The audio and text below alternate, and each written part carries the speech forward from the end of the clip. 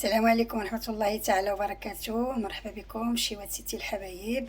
اليوم ان شاء الله الرحمن الرحيم غادي نديرو دجاج بالشامبينيو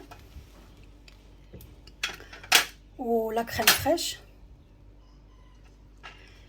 اذا قبل ما ندوزو المرحله ديال التهيئه بغيت نقول لكم بان انا الدجاج بعدا اصلا كندير فيه العطريه اللي كنديرو في الكونجيلاتور. دائما انا عندي هذه قاعده، كندير الدجاج فيه العطريه ديالو اللي كندخلو الكونجيلاتور. كندير فيه السمان، كندير فيه شويه ديال الحامض، عصير الحامض، الا الابزار اللي ما كنديروش. راه كاين عندي واحد الفيديو ديال طريقه الاحتفاظ بالدجاج في القناه. بالنسبه للعطريه هنايا عندي الخرقوم بلدي، وعندي هنايا واحد شويه ديال الكمون. كي كتشوفوا راه ماشي بزاف، غير شويه. هذه راه دجاجه وغندير فيها غير شويه هاد.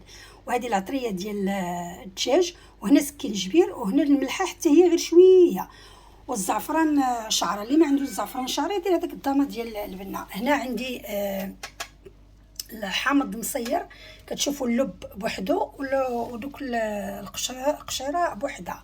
هذه لا كريم فريش، وهذا السمن، وهذا كما قلت لكم الشامبينيون. هنا انا طحنت شويه ديال المعدنوس، ماشي القزبر، شويه ديال المعدنوس مع شي 4 دروس تقريبا ديال الثومه. وهنا هذا الماء اللي كتشوفوا هذا العصير ديال الحامض، حيت هذه الوصفه كتجي محمضه. اذا غادي ندوزو الطريقه ان شاء الله الرحمن الرحيم. بسم الله على بركه الله. هاد العناصر كلها اللي عندي هنايا غادي نضيفها هنا. اذا غادي نضيفو السمن، وغادي نديرو هذاك الحامض. بالنسبه لهاد العصير اللي هاد لا ماريناد اللي درت، راه طحنتها في شويه ديال الزيت البلديه، ما درتش الماء، ما كاينش الماء. هاد الماء اللي كتشوفوا راه غير ديال الحامض.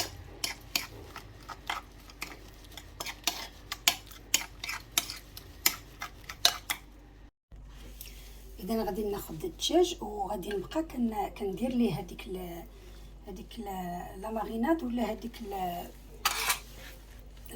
العطريه كلها. غادي ندخلها، نحاول ندخلها في الدجاج باش يجي بنين. انا كيف ما قلت لكم راه الدجاج راه اصلا كيكون عندي فيه العطريه.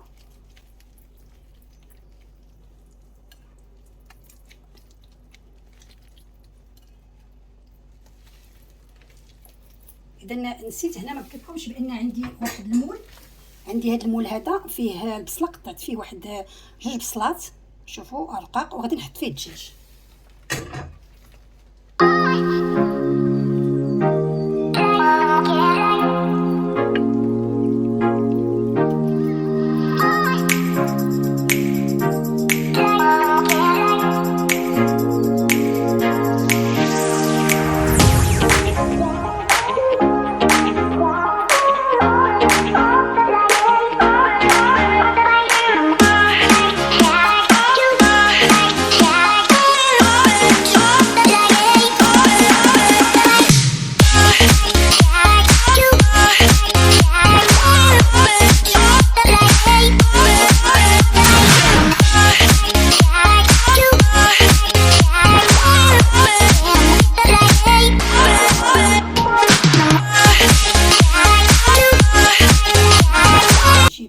الشامبينيون.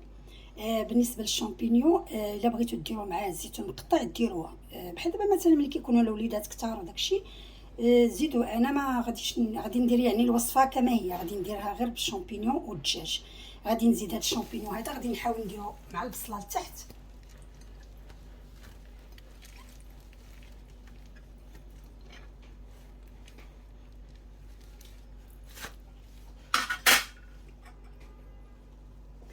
هاد لاصوص هذه اللي بقات ليا من الدجاج، زدت واحد شويه ديال الماء، وغادي نديرو نكب غير هنايا في الجناب، حيت راه غادي يدخل الفران.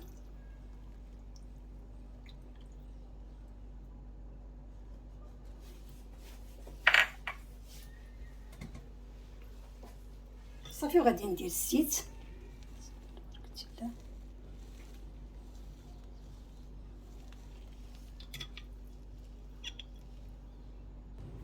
غادي إذن بالنسبه للفران انا هنا راه درت ليه بابي كويسون كما كتشوفوا هذاك ورق الطبخ، ودرت الالومنيوم. هذا الالومنيوم راه دخلته هنا في الجناب من التحت غير باش ما يدخلش ليه الهواء باش يطيب دغيا يقاد. هذا الدجاج راه ماشي رومي، هذا ديال بحال البردي،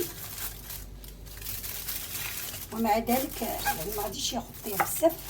الفران خصو يكون الماكسيموم درجه الحراره تقريبا دابا قبل ما يسخن على درجه الحراره عاليه، ولكن ملي غادي يسخن ان شاء الله غادي نرجعوه ل 180 درجه وغادي نديرو. بالنسبه للناس اللي عندهم الفران ديال الضوء بحال هذا اللي عندي انا فيه الفرفره، ممكن ديروا الفرفره فوق لتحت.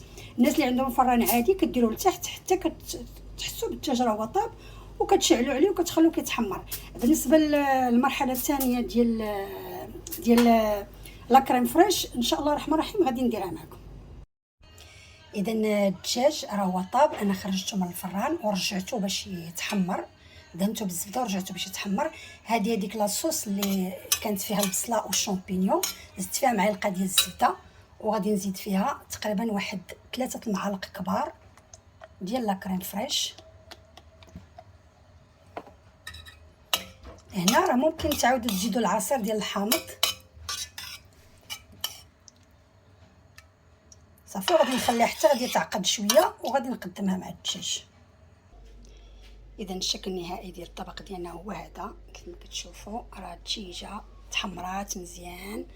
شوفوا ديك لاصوص شحال معلكه، كتجي بحال الدغميره، هي الدغميره نيت.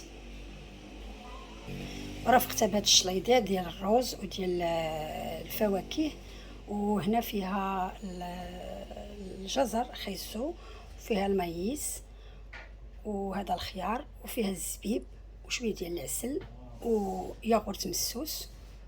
كتجي صراحه زوينه. هذا الطبق ديال اليوم. نتمنى ان الوصفه ديال اليوم تنال الاعجاب ديالكم. ما تنسونيش من اللايك والضغط على الجرس باش يوصلكم دائما الجديد ديال سيدتي الحبايب. الى اللقاء.